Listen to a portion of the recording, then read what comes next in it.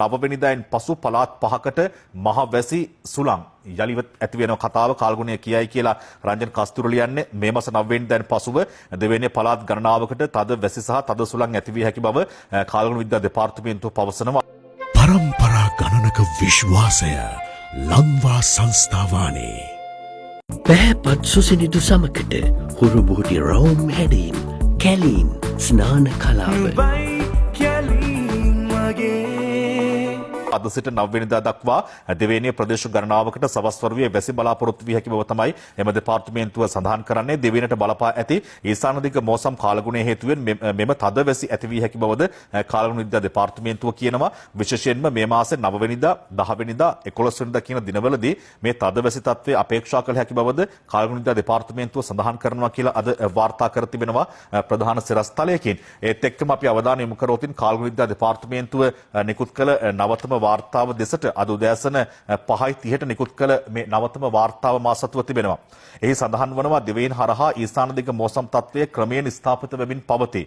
උතුර මැද නැගෙනහිර ඌව පළාත්වල මාතලේ දිස්ත්‍රික්කයේ වැසිවාර කිහිපයක් ඇති විය හැකියි. බස්නාහිර සබරගමුව දකුණු සහ වයඹ පළාත්වල පස්වරු එකෙන් පසුව තැනින් තැන වැසි හෝ ගිගුරුම් සහිත ඇතිවන්නට පුළුවන්. බස්නාහිර සබරගමුව මධ්‍යම ඌව වයඹ සහ උතුරු මැද පළාත්වලත් හම්බන්තොට දිස්ත්‍රික්කයේ ඇතැම් ස්ථානවල අලුයම් කාලයේදී මීදුම් සහිත තත්ත්වයක් පවතිනට පුළුවන් කියන කාරණේත් කාල්ගුණ විද්‍යා දෙපාර්තමේන්තුව සඳහන් කරනවා. ගිගුරුම් සහිත වැසි සමග ඇතිවිය හැකි తాවකාලික තද සුළං වලින් සහ අකුණු මගින් සිදුවන අනතුරු අවම කර ගැනීමට අවශ්‍ය පියවර ගන්නා ලෙස ජනතාවගෙන් කාරුණිකව ඉල්ලා සිටිනවා කියලා තමයි කාල්ගුණ විද්‍යා දෙපාර්තමේන්තුව සඳහන් කරන්නේ.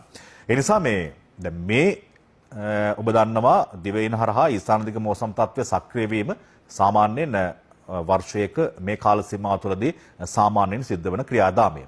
මේ කියන්නේ ඒ ක්‍රියාදාමයේ සම්බන්ධය. ඒ නිසා අනියත බියක් ඇති කරගත යුතු නැහැ.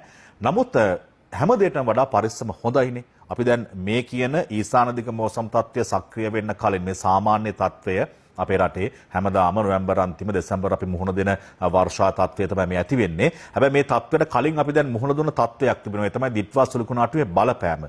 ඒ නිසා නායම් විශාල සංඛ්‍යාවක් සිද්ධ වුණ නිසා මේ අදාළ අංශ කියන්නේ ඔබට අනිසි බියක් ඇති කරගන්න කියන කාරණේ නෙවෙයි. දැන් බොහෝ තැන්වල නාය ගියා. සමහර තැන්වල නාය යාමේ යම්කිසි අවදානමක් ඇති. ඒ අවදානමක් තිබෙන එහෙම නැත්නම් නාය යාමේ ප්‍රතිශතය ඉතාමත්ම ඉහළ මට්ටමක තිබෙන තැන් නැති. ඒ තැන් වලට නැවත වතාවක් වර්ෂාව ඇති වුණොත් මේ වර්ෂාවේ බලපෑමක් ඇතිවන්නට පුළුවන් කියන කාරණය තමයි මේ කියන්නේ. ඒ නිසා අනියස බියක් ඇති කර නොගත යුතුයි වගේම අවදානමින් සිටීම ඉතාම වැදගත් කියන කාරණය තමයි මේ සියලු පණිවිඩවල සඳහන් වෙලා තිබෙන ඒවත් මතක් කරන්නට ඕනේ. ඒ නිසා ඔබ අනියත බියක් ඇති කර ගන්නට එපා. මේ සම්බන්ධයෙන් කලබල වීමක් නොවේ මේ පූර්ව අනතුරු ඇඟවීමක් එහෙම නැත්නම් පූර්ව දැනුවත් කිරීමක් තමයි කාල්ගුණ විද්‍යා දෙපාර්තමේන්තුව හරහාත් මේ සිද්ධ කරලා තියෙන්නේ.